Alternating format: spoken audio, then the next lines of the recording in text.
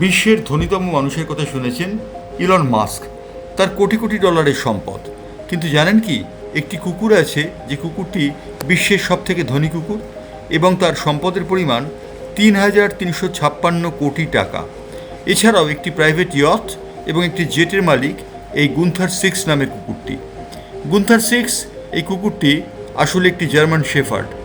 এর মালিক হিসেবে যার নাম চিহ্নিত ছিল, তার বলা হচ্ছে তার নাম ছিল কার্লোটা লেডারস্টেইন। এই কার্লোটা লেডারস্টেইন জার্মানির একজন ভদ্রমহিলা। তিনি জার্মানির একজন কাউন্টেস ছিলেন। তিনি তার বন্ধুর নাম ছিল মরিটো মাইলস। এই মরিটো মাইলসকে উত্তরাধিকার সূত্রে তার সমস্ত সম্পত্তি দান করে যান এবং কুকুরটিকে সমস্ত সম্পত্তি দান করে যান। এই কুকুরটি এমনকি একটি ভিলার মালিক, যে ভিলাটির একসময় মালিক ছিলেন বেভারলি হিলসে ম্যাডোনা। বিখ্যাত পপ গায়িকা ম্যাডোনা ছিলেন সেই ভিলার মালিক। সেই ভিলার মালিক এখন গুন্থার 6, অর্থাৎ কুকুর।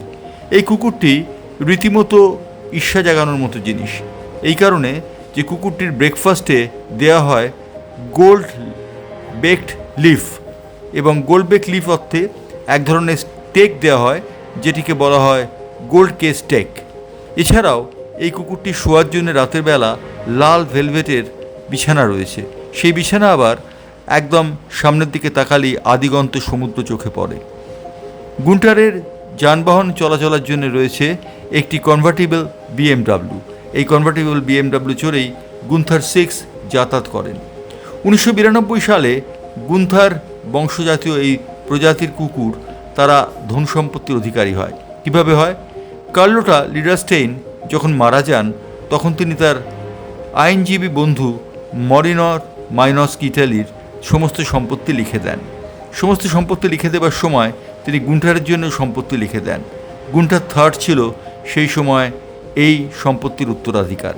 পরবর্তীবারে গুন্টার 4, গুন্টার 5 এবং গুন্টার 6। গুন্থার 6 এখন অবশ্যই এই সম্পদের মালিক। গুন্থার 6-এর পরিচর্যার জন্য রয়েছে 27 জন কর্মী। এই 27 জন কর্মী দিনরাত পরিচর্যা করে গুন্থার 6-এর। এই গুন্থার 6 রীতিমতো বিলাসবহুল জীবনযাপন করে।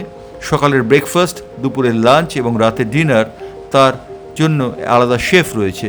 সেই শেফ রান্না করে তার বিশিষ্ট খাদ্য স্টেক। এছাড়াও গুন্থার 6 কনভার্টিবল BMWতে চড়ে যাতায়াত করে বলেছি। তার একটি ভিলা রয়েছে ম্যাডোনা। নেটফ্লিক্স অবশ্য এই ঘটনাটিকে সম্পূর্ণ ভুয়ো বলে বর্ণনা করেছে। নেটফ্লিক্স বলেছে ওই মরিসো মাইনো তিনি তার ট্যাক্স ফাঁকি দেওয়ার জন্যেই গুন্থার 6-এর নামে সমস্ত টাকা দিয়েছেন।